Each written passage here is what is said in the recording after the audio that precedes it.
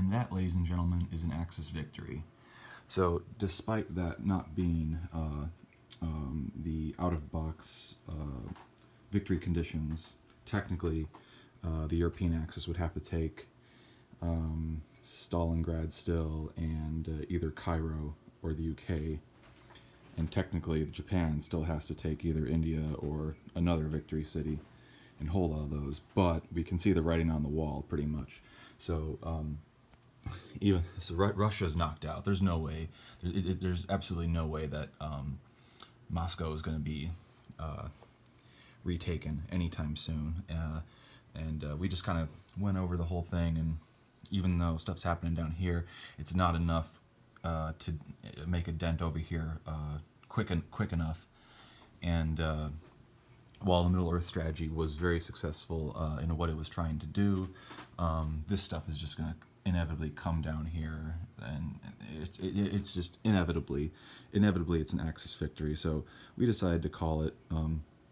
But before I pack all this up, just do another little flyby of everything.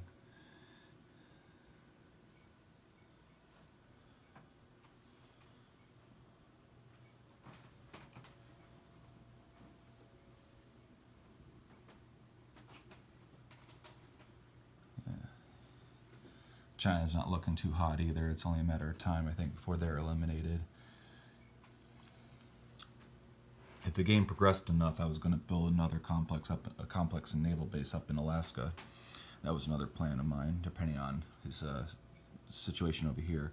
But I think inevitably, too, Japan was, if not going to get India, was going to go for Australia, in a position to do that. Everybody over here is hiding out by New Zealand. And let's see, yeah, a few Mongolians left over. It was very interesting to see the Mongolian rule being broken immediately in this game, by the way. So both of us played some strategies we hadn't seen before. My buddy Rick hadn't seen a Middle Earth strategy before, so he was very impressed by this, with how it played out. Italy was just, from the beginning of this game, Italy was just pummeled mercilessly. Yeah, they just got, right before that, they finally got kicked off the continent of Africa, minus, Libya's still open, but obviously that's going to go. In a desperate attempt to slow me down, he put a destroyer in each sea zone to kind of contain me and stuff. UK was going to build an air base down here, which would allow, a bonus for air movement here, on top of them having, long-range aircraft. And yeah, pretty much this is what we're looking at down here.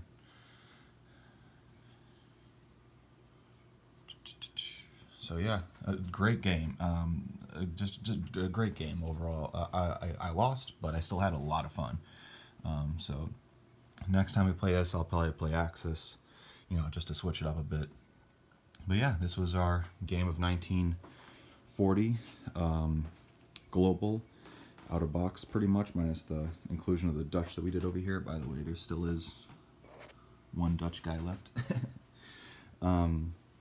But yeah, very fun game. Highly recommend it. Great way to pass time in this quarantine. Surprisingly, the method we did was actually surprisingly very pleasant. And yeah, you just gotta go back and forth with each other to try and verify what units are moving where. But honestly, it wasn't that bad. And also, real quick, I want to shout out to my friend. He goes by PhD Angel, but he was the one who suggested this little boneyard plate. I played with him, and he had this, and it's a very good way to speed up the game. So you just take it and, like when units are killed in a battle, you just throw them in there, or whatever chips that you don't need anymore, just to help speed up the battle, speed up whatever. And then somebody who's not playing, if you're with multiple people, somebody who's not playing can just put all that stuff back where it belongs. But yeah. Oh, and one more thing. Probably the most interesting thing in this entire game is that there's still one guy in Greece. Italy and Germany never took Greece. This guy was able to, or the 4 soldiers here starting out were able to fend off 1 or maybe 2 attacks even, actually. somehow. That's probably the craziest thing in this whole game. It's just so weird to see a neutral guy in Greece still there. And then let's see, yeah, and just so yeah, that and the Mongolian rule. Yeah, I'm repeating myself at this point, but this was a great game overall. This was a real good game. So yeah, lockdown style. I'm kind of calling it radio transmission style or something like that, you know. But yeah, give it a shot. It's really not that bad.